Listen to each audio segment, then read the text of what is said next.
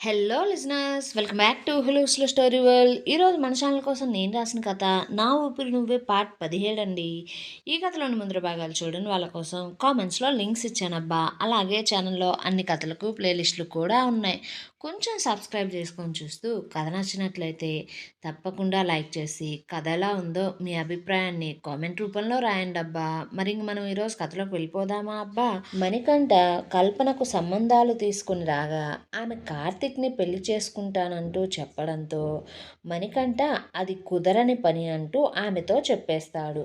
మరోవైపు కార్తిక్ ఇంటికి వస్తానంటూ చెప్పగా అదే విషయం ఆలోచిస్తూ దిగులు పడుతున్న దీపతో విమల్ ఆమె ప్రేమకు సపోర్ట్ చేస్తానంటూ చెబుతూ ఉండగానే కార్తీక్, కేశవ్ రవి ఇంటికి రానే వచ్చేస్తారు. వారు రావడం చూసిన రవి కంగారుగా వారికి ఎదురుగా వెళ్ళి వస్తున్న వారిని ఆపుతూ కార్తిక్ని కోపంగా చూస్తూ ఎందుకు వచ్చావు అంటూ అక్కడి నుండి వెళ్ళిపో అనడంతో కార్తీక్ రవి కంగారును చూస్తూ అతన్ని చిన్న నవ్వుతో, చూడు రవి, నేను ఎందుకు వచ్చానో తెలియకుండానే నువ్విలా నన్ను వెళ్ళిపోమంటున్నావా ఇక్కడి నుంచి?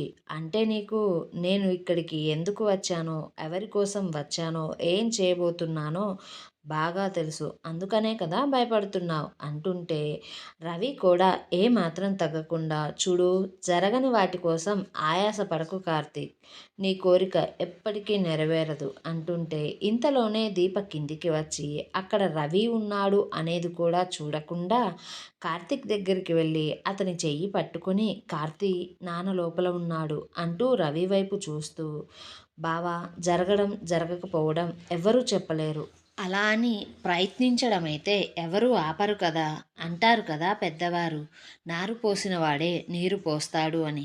అది ఇప్పుడు మా విషయంలో కూడా జరగాలి అని మేమనుకుంటున్నాం అంటూ రవితో ఇక ఆ విషయం గురించి నాంచడం ఇష్టం లేని దీప, బావా, నాకు నువ్వు కుటుంబంలో ఒక సభ్యుడిగా, ఇంకా నా మేనబావగా ఓకే, కానీ నీ మీద నాకు ఎలాంటి ఫీల్ లేదు.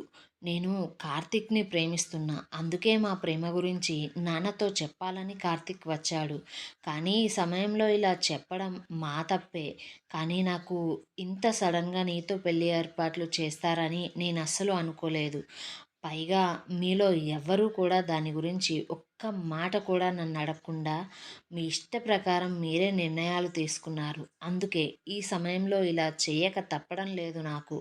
అంతేకాని ఇందులో నిన్ను అవమానించడానికి, మీ మాట కాదనడానికి అనే భావం ఏదీ లేదు బావా.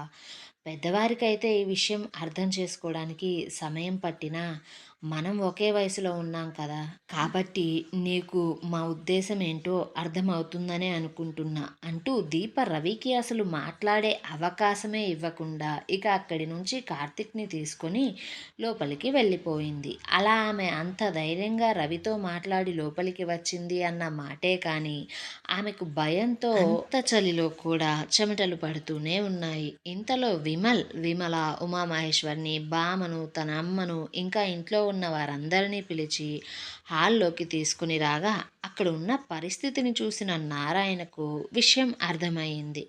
కానీ దాన్ని ఎలా ఆపాలో అతనికి తెలియడం లేదు. పైగా అంత దగ్గరగా వారిద్దరినీ చూస్తూ ఉంటే అతనికి ఒకప్పటి పార్వతీ దేవరాజులే గుర్తుకు వచ్చి అతను వారి విషయంలో చేసిందంతా గుర్తుకు రావడంతో అతని బుర్ర పనిచేయడం లేదు ఆలోచించడానికి. అయితే దమయంతి కార్తిక్ని గుర్తుపట్టి, మీరు దీప కాలేజ్లో అంటూ దీప వైపు చూస్తూ ఉంటే ఎందుకో ఆమెకు మనసులో గుబులుగా అనిపించి అదే గుబులుతో, దీప, ఇతనిప్పుడు ఇంత రాత్రిలో ఇక్కడికి ఎందుకు వచ్చాడమ్మా అంటూ ఉంటే కాంతమ్మ అతనిని తేరిపారా చూస్తూ ఉంటే ఆమెకు కొన్ని జ్ఞాపకాలు గుర్తుకు వచ్చేసరికి ను నువ్వు నువ్వు అంటూ ఉమామహేశ్వర్ వైపు చూడగా ఉమామహేశ్వర్ మాత్రం రెప్ప వేయకుండా దీపను, కార్తిక్నే చూస్తూ ఉన్నాడు.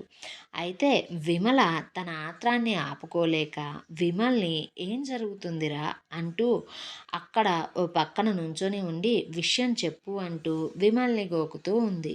ఇంతలో అక్కడ నిశ్శబ్దాన్ని అంతా ఛేదిస్తూ కార్తిక్ మాట్లాడుతూ, అంకుల్, నా పేరు కార్తిక్, నేనెవరో మీకు తెలుసు అంటూ మాటలను మొదలుపెట్టాడు. ఉమామహేశ్వర్ ఆ మాటలన్నీ వింటూ కూతుర్నే చూస్తూ సోఫాలో కూర్చుంటే దీప తండ్రిని చూడలేక దీప తలను దించుకొని బాధగా నేల చూపులు చూస్తుంటే కార్తిక్ మాత్రం కొంచెం సంశయంగానే అంకుల్, నేను దీప ఒకరినొకరం ఇష్టపడుతున్నాం. నేను తనని మీరు కాలేజ్కి రావడానికి ఎక్కిన ట్రైన్లోనే చూశాను. అప్పుడే తనను ఇష్టపడ్డాను. అలాగే దీపను మా కాలేజీలో చూసి ప్రేమించడం మొదలుపెట్టా. ఆమెను పెళ్లి చేసుకుంటానంటూ చెప్పడంతో దీప మొదట్లో అంటూ మాట్లాడుతూ ఉండగా ఉమామహేశ్వర్ అతన్ని ఆపు అంటూ చెయ్యి చూపించి దీప వైపు తిరిగి, దీపా, ఏంటిది? నువ్వసలు ఇప్పుడు ఎందుకు మాట్లాడాలని లేదు అంటూ గదమాయించడంతో దీపకు తండ్రి మాట విని కంటి నిండా నీరు వచ్చి అవి బుగ్గల నుండి జారుతూ ఉంటే ఆమె తండ్రిని చూడలేక కిందికి చూస్తూనే "న- నాన్న, నాకు కూడా కార్తిక్ అంటే" అంటూ చెప్పబోతూ ఉండగా దమయంతి, సువత్సల, కాంతమ్మ ఇంకా అక్కడున్న వారందరూ ఆమె మాటలకు ఆశ్చర్యపోతూ, దమయంతి అయితే కోపంగా దీప దగ్గరికి వచ్చి అసలు నువ్వేం మాట్లాడుతున్నావే అంటూ ఆమె రెండు భుజాలను గట్టిగా పట్టుకొని ఊపుతూ, చదువు చదువు అంటూ మమ్మల్ని ఇబ్బంది పెట్టి ఇక్కడికి వచ్చి నువ్వు చేసే పనులేంటే అంటూ దీప చెంప పగలగొట్టగా అది ఊహించని కార్తిక్ ఆమె మరోసారి దీపను కొట్టబోతూ ఉండగానే దీపను అతని దగ్గరికి లాగేసుకొని, ఆంటీ, ఇందులో తన తప్పేమీ లేదు, అర్థం చేసుకోండి అంటుంటే ఉమామహేశ్వర్కి కూతురు చేసిన పనికి గుండె పిండేసినట్లుగా అయిపోయింది.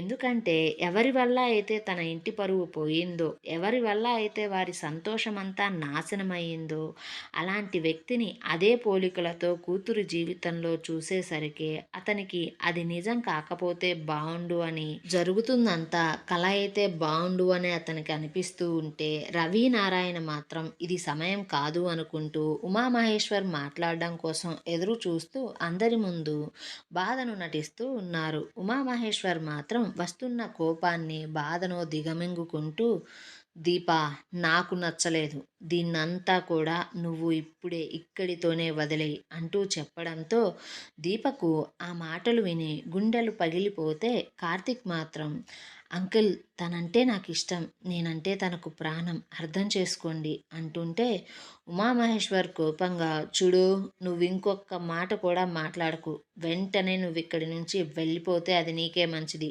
అంటూ ఉంటే దీప కొంచెం ధైర్యం చేసుకుని ఏడుస్తూనే బాధగా, నాన్న, నాకు ఈ పెళ్ళంటే ఇష్టం లేదు. కార్తిక్‌ని ఇప్పుడు నేను ఇష్టపడుతున్నానని ఈ పెళ్ళిని వద్దనడం లేదు నాన్న. నాకు మొదటి నుంచి బావ మీద అలాంటి ఉద్దేశం లేదు. అ అది మీకు తెలుసు. ఇంతలోనే నా జీవితంలోకి కార్తిక్ వచ్చాడు. తను నా మీద చూపించే ప్రేమ నాకు మీ ప్రేమలాగే అనిపించింది నాన్న. అందుకనే నేను తనను ఇష్టపడకుండా ఉండలేకపోయాను నాన్న, అర్థం చేసుకోండి అంటుంటే దమయంతి ఆ మాటలు విని కోపంగా, దీపా, అసలు నువ్వేం మాట్లాడుతున్నావే?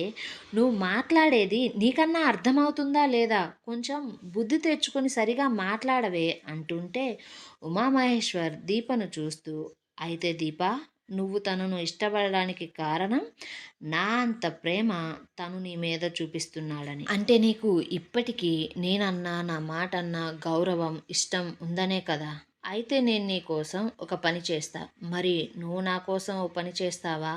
అంటూ అడుగుతూ ఉంటే కార్తిక్‌కి అతని మాటలలో ఆ సమయంలో మోసం వినిపిస్తూ ఉంటే రవికి, నారాయణకు ఉమామహేశ్వర్ ఉద్దేశం అర్థం కావడం లేదు.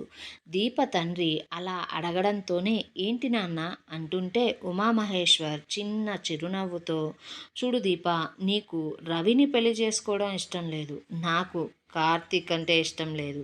నీకోసం నీ పెళ్ళిని నేను రవితో ఆపేస్తాను. మరి నా కోసం నువ్వు కార్తీక్‌ని మర్చిపోతావా అంటూ అతను కార్తీక్‌ని చూస్తూ అడగడంతో అక్కడ అందరూ ఆ మాట విని షాక్ అయిపోతే దీపకైతే ప్రపంచం తలకిందులు అయినట్లు అనిపించింది. నాన్న అంటూ బాధగా అతన్నే చూస్తూ కార్తీక్ చేతిని మరింత బలంగా పట్టుకుంటే ఉమామహేశ్వర్ మాత్రం చూడు దీప, ఇంకొక మాట లేదు ఈ విషయంలో. అలాగే దీన్ని ఇంతకు మించి సాగదీయడం కూడా నాకిష్టం లేదు అంటూ నారాయణ వైపు, రవి వైపు తిరిగి అతని జీవితంలోనే మొదటిసారి మరో వ్యక్తికి క్షమాపణ చెబుతూ చేతులను జోడించి ఈ పెళ్లి జరగదు అంటూ చెప్పి కార్తీక్ వైపు చూస్తూ, చూడు కార్తీక్, ఒక్కొక్కసారి గెలవడం ముఖ్యం కాదు, ఓడిపోకుండా ఉండడమే ముఖ్యం. అలాగే నాకు ఇలాంటి ఆటను ఆడిన అనుభవం ఒకరి వల్ల బాగా వచ్చింది అంటూ తన పళ్ళను గట్టిగా బిగించి చెబుతూ, తను నా కూతురు అంటూ దీప పట్టుకున్న కార్తీక్ చేతివైపు కోపంగా చూస్తూ ఉండగా ఆ సమయంలో ఉమామహేశ్వర్ వేసిన ఎత్తుకి కార్తీక్కి ఏం మాట్లాడాలో తెలియక, అతన్ని అంచనా వేయలేక ఉమామహేశ్వర్ని ప్రాధేయపడుతూ, అంకుల్ ప్లీజ్ అలా అనొద్దు. నేను తనను నా ప్రాణం కంటే ఎక్కువగా ప్రేమిస్తున్నా. అలాగే తను నన్ను ప్రేమిస్తుంది. దయచేసి మా పెళ్ళికి ఒప్పుకోండి. తనను నేను చదివిస్తాను. అలాగే మీరు ఎంతగా తనను ప్రేమగా చూసుకుంటున్నారో నేను కూడా అలాగే అంతకు మించి తనను బాగా చూసుకుంటా. దయచేసి అర్థం చేసుకోండి అంటూ ఉంటే ఉమామహేశ్వర్ ఆ మాటలు విని ఎక్కడ అతని గురించి మంచిగా ఆలోచించడం మొదలు పెడతాడేమోననుకున్న నారాయణ ఇదే ఇక సమయం అనుకొని, చూడు కార్తీక్, అసలు ప్రాణాలతో ఉంటేనే కదా దీపను నువ్వు ప్రాణంగా చూసుకునేది. దీప అత్తను కూడా ఇలా ప్రేమ ప్రేమ అంటూ నీ మామ దేవరాజ్ మాయమాటలు చెప్పి దాన్ని పాడు చేసి చంపేసి ఊరి పొలిమేరల్లో శవాన్ని విసిరేసి వెళ్ళిపోయాడు. దాంతో ఊరిలో ముఖం చూపించుకోలేక పరువు పోయి ఊరు వదిలిపెట్టి చుట్టాలకి పక్కాలకి దూరంగా ఇక్కడికి వచ్చి పిల్లలే ప్రాణంగా బ్రతుకుతూ ఉన్నాడు మా బావ.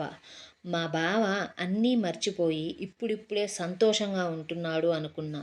నువ్వు మళ్ళీ దీప జీవితంలోకి ప్రేమంటూ వచ్చి 4 మాయమాటలు చెప్పి దాని అత్త జీవితంలాగే దీప జీవితం కూడా చేయాలని చూస్తున్నావా? నువ్వు కూడా నీ మామలాగే తయారయ్యావు. నీలాంటి వాడిని ఇలా నుంచోబెట్టి మాట్లాడడం కూడా పాపమే. అసలు నువ్వు ముందు ఇక్కడి నుంచి వెళ్ళిపో అంటూ నారాయణ కార్తీక్ మీదకు వెళుతూ ఉంటే, అయితే అతను మాట్లాడిన మాటలన్నీ విన్న వీరందరికీ కాళ్ళ కింద భూమి కదిలినట్లు అయ్యి కార్తీక్నే చూస్తుంటే దీపకైతే ఒక నిమిషం పాటు ఆ మాటలు విని కాలం ఆగిపోయిందా అనిపించింది. దాంతో దీప నిర్జీవంగా కార్తీక్నే చూస్తూ ఉంటే అతను తన తలను అడ్డంగా ఊపుతూ నారాయణ అతని మీద వేయబోతున్న చేతిని పట్టుకొని, చూడండి ఇదే మాట ఇలాగే మేం కూడా అనగలం. ఎందుకంటే మా మామయ్య కూడా అదే రోజు శవంగా మారిపోయాడు. అయినా చచ్చిన సమయం ఎక్కడైనా మరొకరి జీవితాన్ని నాశనం చేస్తుందా? మీరే చెప్పండి అంటూ అడగడంతో ఉమామహేశ్వర్ కార్తీక్ వైపు అతని మాటలు విని నమ్మలేనట్లుగా చూస్తూ ఉండిపోయాడు. అయితే దీప కార్తీక్తో వణుకుతున్న గొంతుతో, "క- కార్తీక్ అంటే అన్- అన్- అంటే మీ మీ మీ మామయ్య ప్రేమించింది మా అత్తనేనా? నీకిది ముందే తెలుసా? అది తెలిసే నువ్వు నన్ను ప్రేమించావా?" అంటూ అడగడంతో ఆమెకు ఎలాంటి సమాధానం చెప్పాలో తెలియక కార్తీక్ అలాగే ఉండిపోయాడు. ఏమండోయ్, మరిప్పుడు కార్తీక్ దీపకు ఎలాంటి సమాధానం ఇవ్వబోతున్నాడు? దీప పెళ్ళి రవితో ఇప్పటికే ఆగిపోయినట్లేనా? లేక రవి ఏదన్నా మళ్ళా ప్లాన్ చేస్తాడా? ఇలాంటి ప్రశ్నల సమాధానం కోసం మన ఛానల్ని సబ్స్క్రైబ్ చేయండి. ఈ వీడియోని లైక్ చేయండి. కథా కథనం ఎలా ఉందో బుల్లి కామెంట్ చేసి చెప్పండి అబ్బా కొంచెం.